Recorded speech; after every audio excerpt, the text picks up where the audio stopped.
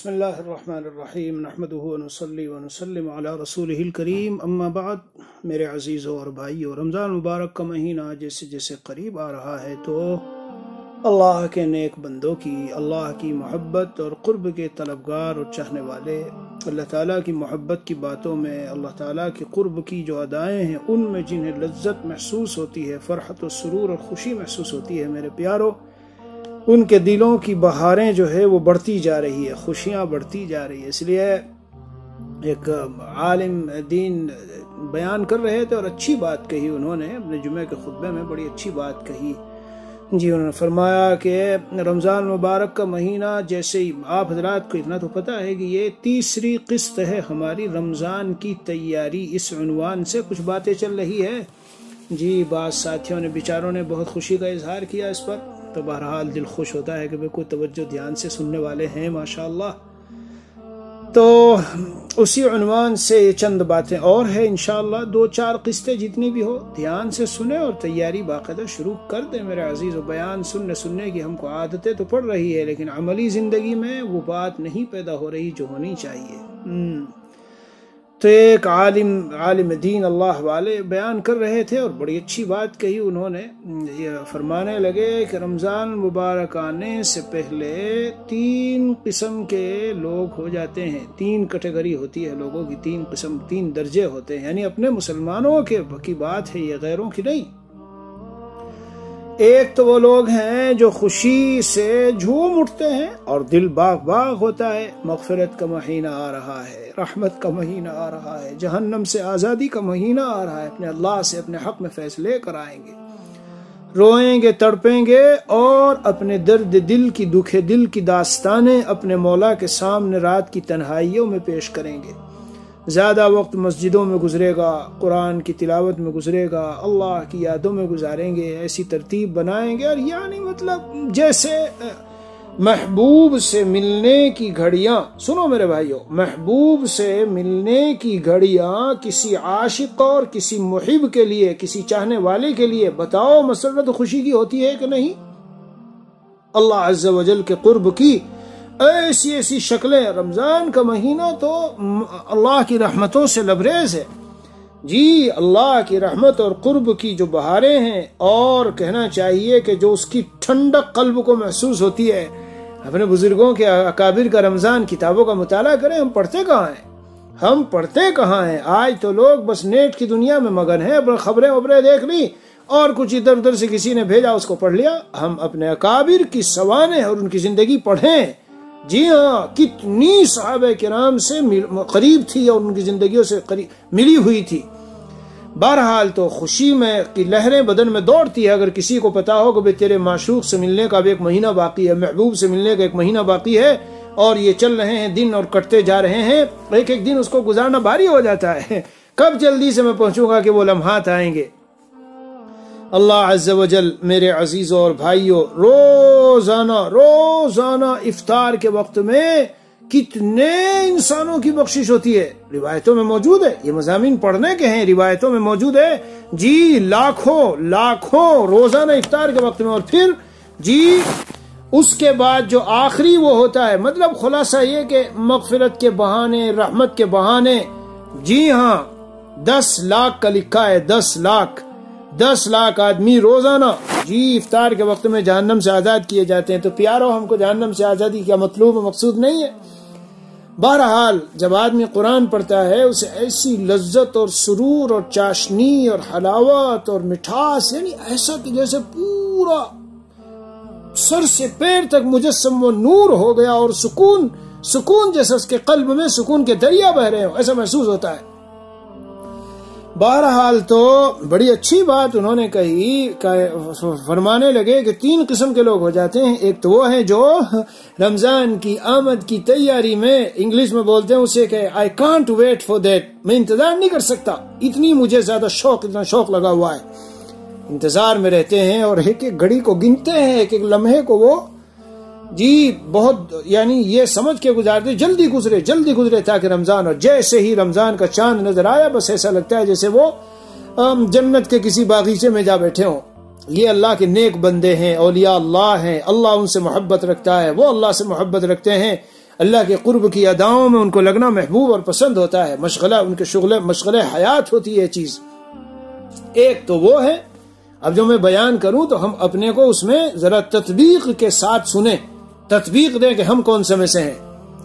اور میرے بھائیو نمبر 2 والے وہ ہیں اپنا نارمل روٹین کی زندگی ہے جی، روزے آئیں گے رکھ لیں گے بھائی، نماز پڑھنی ہے نماز بھی پڑھ لیں گے، تراویح پڑھنی پڑھ لیں گے، اور رمضان کا چاند دکھ گیا تو بھی اپنا صبح کو دکان پہ جانا ہے، شام کو وہ ترتیب ہے اور رات کی یہ ترتیب ہے اور اتنا سونا ہے، بس وہ سحری کے لیے اٹھ جائیں گے اور نماز پڑھنی ہے تو نماز پڑھ لیں گے، یعنی نارمل، ان کو کوئی خاص اس سے زیادہ فرق پڑتا نہیں ہے روٹین کی ان کی زندگی۔ جیسے میں اپنے یہاں ملک میں جہاں ہم رہتے ہیں ان ممالک میں ہم دیکھتے ہیں لوگوں کو حیرت ہوتی ہے، 1-2 دن تو ذرا سا کچھ شوق سے نظر آتا ہے، ورنہ تو بالکل روٹین کی زندگی، جیسے صبح کو 8 بجے 9 بجے جاب پہ کام پہ گئے، شام کو اسی طرح گئے، اور کوئی کسی طرح کا خاص تغیر ان کی زندگی میں نہیں دکھتا۔ صرف اتنا ہوتا ہے کھانے پینے کی تبدیلیاں ہو گئی، اوقات بدل گئے جی، اور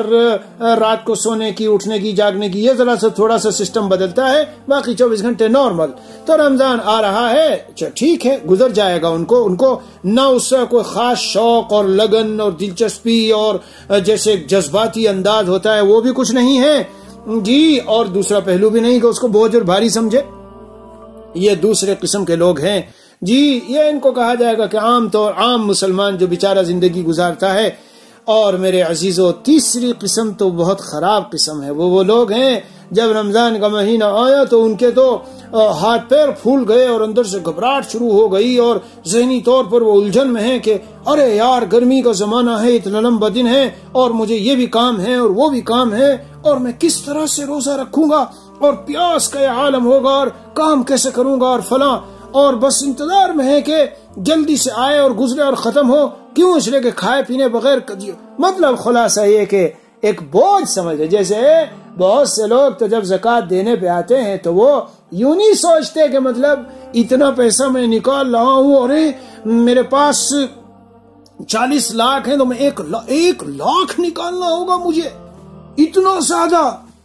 دماغ پہ بوجھ ہو رہا ہے، طبیعت پہ زور پڑ رہا ہے، اتنا پیسہ خرچ کر دوں میں۔ لیکن میرے عزیز دوسرے لوگ وہ ہیں جو اس تصور میں رہتے ہیں، اے اللہ یہ 39 لاکھ کس نے دیا؟ اگر میں 1 لاکھ آپ کے نام پہ نکال رہا ہوں تو یہ 39 لاکھ جو آپ نے مجھ کو عطا کیا ہے، یہ میں کوئی ماں کے پیٹ سے گھر لے کے تو پیدا نہیں ہوا تھا کہ وہاں سے مجھے سارا ملا ہو اور میں لے کے آیا ہوں۔ اگر وہ میراث کی شکل میں ملا، اگر وہ میری کمائی کی شکل میں ملا، اگر وہ کسی اور شکل میں ملا، میرے پیارو سب ہے تو سب کچھ اللہ کی طرف سے نا، عطا تو اللہ کی ہے۔ اس لیے اپنی زکاتوں سے بھی رمضان میں سے پہلے فارغ ہونا چاہیے، اور مالی حقوق نہ رہنے چاہیے اوپر، اور صدقات کی تو کیا ہی کہنے جی، خوب دل کھول کے اپنا سارا حساب کتاب لگا کے رکھنا چاہیے کہ انشاءاللہ یہ اتنی ساری مدیں جو ہے میں رمضان میں ڈھونڈ کے تلاش کر کے ایسی جگہوں پہ بھیجوں گا پیسہ جہاں بیچارے غریب غربا رہتے ہیں، تاکہ وہ بھی خوشی کے ساتھ اچھا کھائیں، اچھا پیئیں، اچھی افطار اور اچھی سحری ان کی ہو، ان کو بھی کھجور ملے تو ان کو بھی کچھ پھل کھانے کے لیے ملے تو ان کو بھی کچھ نعمتیں ایسی ملے، میرا پیسہ اور خرچ ہو لوگوں پر۔ قسم کھا کے نبی اکرم صلی اللہ علیہ وسلم نے بات فرمائی، بھائی قسم کھائی ہوئی بات معمولی نہیں، اللہ کے رسول صلی اللہ علیہ وسلم کی تو ہر بات وحی ہوتی ہے، تو قسم کھائی ہوئی بات میں کیسے کوئی تردد ہو سکتا ہے کہ ما نقص مال من صدقۃ، صدقے سے مال کبھی گھٹتا نہیں ہے۔ اے دنیا کی ظاہری نظروں سے دیکھنے والوں اور سود کے اندر بڑھتا ہوا مال دیکھنے اور صدقات میں گھٹتا ہوا مال دیکھنے والوں، یہ بات دل کی تختی پہ لکھ لو کہ صدقات سے مال کبھی گھٹتا نہیں ہے بلکہ بڑھتا چلا جاتا ہے۔ کتنا بڑھتا ہے وہ ہمارے قلب کی کیفیت پر ہے میرے پیاروں، میرے عزیزوں، کتنا بڑھتا ہے وہ ہمارے قلب کی کیفیت، جس درجہ اخلاص کے ساتھ، صدق دل کے ساتھ، اور جس درجہ اخلاص، جس قوت اخلاص کی کیفیت سے جس سے ہم نے دیا ہے جی، ویسا ہی اللہ کے ہاں پائیں گے، ویسا ہی ملے گا، دنیا میں بھی اس کی برکتیں ویسے ہی ظاہر ہوتی ہے۔ اس لیے صدقے کی تو بڑی عظیم الشان تاثیر ہے، میاں کیا اس کے بارے میں عرض کریں۔ اللہ نے جب پہاڑوں کو پیدا کیا تو فرشتوں نے کہا یہ اتنی بڑی عظیم الشان مخلوق، جی حل اشد من ذلک، اس سے بھی کوئی بھاری بھرکم ہے؟ ہاں ہے جی، اس سے بھی بھاری بھرکم ہے۔ وہ کیا ہے؟ لوہا ہے کہ کاٹ ڈالتا ہے اس کو پہاڑوں کو. یہاں ہمارے ملک میں پہاڑ ہی پہاڑ بسے ہوئے ہیں اور اس میں جی یہ گوروں نے جو حکومتیں ہوتی ہیں انہوں نے کاٹ کاٹ کے ایسے روڈ بنائے ہیں کہ آدمی چلتا ہے تو ایک عجیب و غریب کیفیت تاری ہوتی ہے اور ایسا نشاط آتا ہے عجیب. بہرحال تو لوہا ہے، اس سے زیادہ سخت بھی کوئی ہے کہ ہاں آگ ہے وہ لوہے کو بھی پنگلا دیتی ہے. اس سے بھی سخت ہے کہ ہاں پانی ہے کہ وہ آگ کو بھی بجھا دیتا ہے. اس سے بھی سخت ہے کہ ہاں ہوا ہے وہ پانی کو اٹھائے لے کے چلتی ہے. اس سے بھی سخت ہے کہ ہاں ہے وہ کیا ہے؟ مومن جو ایسے اخلاص کے ساتھ صدقہ کرتا ہے جی کہ ایک ہاتھ سے دے رہا ہے تو دوسرے کو پتہ نہیں ہوتا. مراد منشا اخفا ہے، اخفا چھپ کے بالکل کچھ کسی کو پتہ نہیں. نہ احسان جتلانا ہے نہ ریاکاری ہے. نہ احسان جتلانا ہے نہ ریاکاری. یہ دو چیزیں خاص کھا جاتی ہیں صدقے کو اور مار دیتی ہے، اس کی برکتوں کو بالکل کھا جاتی ہے اور ختم کر دیتی ہے، ریاکاری اور احسان جتلانا.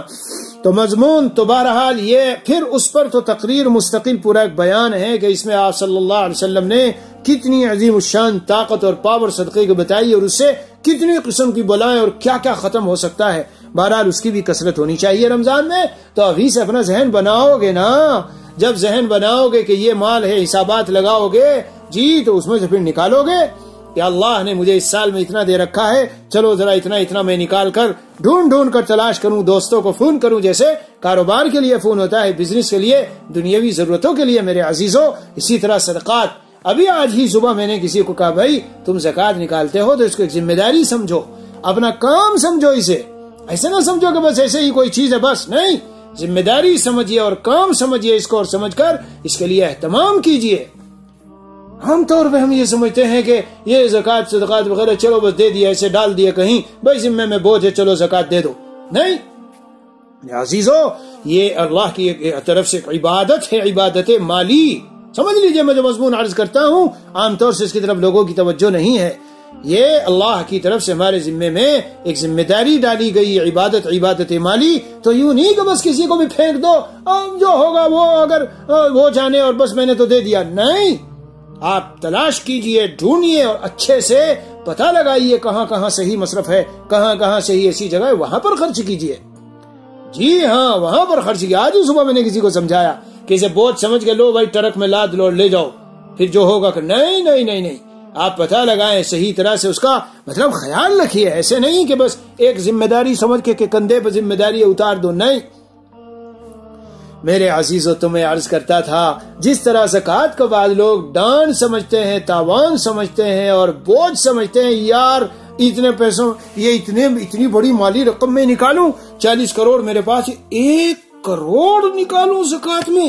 اوہ یہ تو بہت زیادہ ہے. روایت میں آیا ہے جب لوگ زکوٰۃ کو جو ہے تاوان اور ڈانٹ سمجھنے لگیں گے اور نقصان کے سمجھنے لگیں گے، سمجھ لو یہ علامات قیامت میں سے ہے.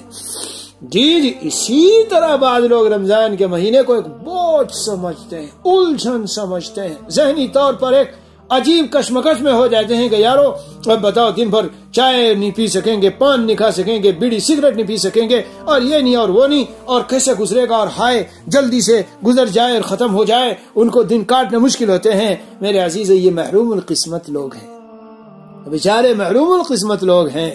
ہاں یہ محروم القسمت لوگ ہیں، انہیں اللہ کی محبت کا چسکا نہیں. بعض اکابر حضرات صحابہ کرام کے بارے میں نے پڑھا، جب موت کا وقت تھا تو وہ رو رہے تھے. کسی نے کہا موت کے ڈر سے روتے ہو؟ کہا کہ نہیں اس لیے نہیں روتا، بلکہ میں اس لیے روتا ہوں وہ جو میں رمضان المبارک کے گرمی کے زمانے کے مہینوں میں جو میں روزہ رکھتا تھا اور شدت پیاس کو میں اللہ کے لیے جھیلتا تھا اور برداشت کرتا تھا، اور اس میں جو مجھے کیفیت اور لطف اور مزہ آتا تھا کہ میری بھوک اور پیاس اللہ کے لیے ہے، اس روزے کی شدت بھوک اور پیاس کی جو لطف اور مزے ہیں آج سے وہ خطائب سے ہمیں وہ نہیں میسر آئیں گے. موت کے بعد اب صرف جزا اور بدلہ ہی بدلہ ہے، اب یہ اعمال کا موقع نہیں ہوگا. عزیزو سمجھے، اللہ والوں کو اس میں بھی لطف آتا ہے. جیسے شہید جب دنیا سے جائے گا اور وہ اللہ کے ہاں پہنچ جائے گا، اللہ پوچھیں گے کیا چاہیے، وہ کہے گا اللہ آپ نے تو مجھے سب کچھ تو دے دیا، پھر پوچھیں گے، پھر کہے گا سب کچھ دے دیا، جب دیکھے گا مجھ سے جواب دینا ہی پڑے گا، مجھے چھوڑا نہیں جائے گا، تو پھر وہ کہے گا اگر یہی بات ہے تو مجھے آپ دوبارہ زندہ کیجئے، میں آپ کی راہ میں اسی طرح کٹ کے شہید ہو کے آنا چاہتا ہوں۔ معنی کیا نکلا؟ معنی یہ نکلا کہ اسے اللہ کی راہ میں جو لطف و مزہ آیا ہے، جو اس کا اکرام و اعزاز ہوا ہے، جو لذت اس نے چکھی ہے، وہ اسے وہاں بھی نہیں مل رہی ہے، اس لیے اس کو جی چاہ رہا ہے کہ لاؤ جاؤں دوبارہ۔ میرے عزیز اللہ والے، راتوں کو اٹھ کے جو عبادات کرتے ہیں، اس میں بظاہر جو مجاہدہ ہوتا ہے، روزے رکھتے ہیں اور اس میں بھوک پیاس کی جو شدت کو جھیلتے ہیں، اس میں ایک ایسی کیفیت ہے۔ حضرت والا رحمت اللہ علیہ فرماتے تھے کیا؟ مانا کہ میر گلشن جنت تو دور ہے، مانا کہ میر گلشن جنت تو دور ہے، خالق ہیں دل عاشق ہیں، دل میں عاشق ہیں، دل میں خالق جنت لیے ہوئے، اس کا بھی اپنا ایک مزہ ہے۔ اس لیے میرے عزیزو، پہلی والی اعلیٰ درجے کی قسم میں بنو، پہلے والے اعلیٰ درجے کی قسم میں بنو، ہمارے دل متلاشی ہوں اور تلاش میں ہوں کہ ہم جلدی سے وہ وقت پائیں گے جب خوب قرآن کی تلاوت ہوگی، اللہ کے سامنے سر جھکائیں گے، روئیں گے اور اللہ سے مانگیں گے، اور جلد رمضان کا مہینہ آئے جب نفلوں کو فرض کے برابر کر دیا گیا اور فرض کو 70 گنا، اور 70 گنا تو یہ تو صرف رمضان کی اس میں ہے، لیکن اگر مسواک بھی ہو، اگر مثلا اللہ کے راستے میں ہو، اگر حرم شریف میں ہو، اگر وہ کسی اللہ والے کے پاس گیا ہوا ہو، وہ بھی اللہ کا راستہ ہے، یہ سب چیزیں ڈھونڈنے کی ہے، تو پھر تو اجر و ثواب کے کیا ہی کہنے۔ اس لیے یہ بھی تیاری کی چیز ہے، قلبی طور پر، دلی طور پر ہم اپنے کو فٹ کریں، تطبیق دیں میری ان باتوں کو، ہم کس اس میں ہیں، کس گروپ میں ہیں، اور اگر دوسرے میں ہو، اگر تیسرے میں العیاذ باللہ ہو تو اس سے نکلو، اور دوسرے میں ہو تو اس میں بھی کوشش کرو کہ پہلے والے طبقے میں آ جائیں، کہ رمضان کا ایک شوق لگاؤ۔ اللہ والوں کو میں سچ کہتا ہوں عجیب شوق لگا ہوتا ہے، کیوں؟ اس لیے کہ وہ اپنے اوقات کو فارغ کر لیتے ہیں۔ اب تلاوت کا جو مزہ ہے وہ نوٹوں کی گڈیاں گننے میں آئے گا، دکان پہ بیٹھ کے جاب کرنے میں آئے گا، اور دنیا کے دوسرے جھمیلوں میں آئے گا، جو قرآن کی تلاوت اور اللہ کا نام لینے میں، اللہ اللہ اللہ، یہ نام لینے میں اللہ کا جو مزہ آتا ہے۔ نام صحیح طرح ذرا لے کے تو دیکھیں، ہم دل میں غیر بھرا ہوا ہے، دل میں پتہ نہیں کیا کیا غیر بھرا ہوا ہے، اور پھر اللہ کا نام لیتے ہیں تو اس میں وہ کیفیت اور وہ مزہ نہیں آتا۔ کیوں آئے؟ اس لیے کہ دل پرا گندا ہے۔ اسی لیے یہ مہینہ دل کے بنانے کا بھی مہینہ ہے، یہ مہینہ دل کے بنانے کا بھی مہینہ ہے میرے عزیزو۔ دل میں اللہ کی یاد رچے بسے، دل میں اللہ کی یاد رچے بسے، پہلے سے اس کے لیے تیاری کرنی ہوتی ہے۔ جی ہاں، پہلے سے۔ تو بہرحال میں عرض کر رہا تھا کہ اس لیے ہم کوشش کریں کہ پہلے نمبر والے میں شامل ہو جائیں، پہلے نمبر، جن کے دل کو تلاش لگی ہوئی ہوتی ہے کہ جلدی سے رمضان کا مہینہ آئے اور پھر ہم اپنی بگڑی بنائیں، اللہ کے سامنے جو ہے روئیں، گڑ گڑائیں۔ شاعر کا ایک شعر بڑا قیمتی اور بہت ہی زبردست ہے، جو مجھے اس وقت میں یاد آ رہا ہے۔ شاعر کہتے ہیں کہ صبح بر کفتو ببر لب، دل پورا ذوق گناہ، معصیت را خندمی آیت بر استغفار ماں۔ ہاتھ میں تو تسبیح، زبان پہ توبہ، ہاتھ میں تسبیح ہے اور زبان پہ توبہ بھی ہے، مگر دل ذوق گناہ سے بھرا پڑا ہے۔ ایسی توبہ پر یہ جو معصیت، اسے بھی ہنسی آتی ہے کہ یہ کیسا مذاق بنا رہا ہے اور کیسا مذاق کر رہا ہے، کیسی توبہ کر رہا ہے کہ دل میں گناہوں سے دل لبریز ہے اور بھرا ہوا ہے۔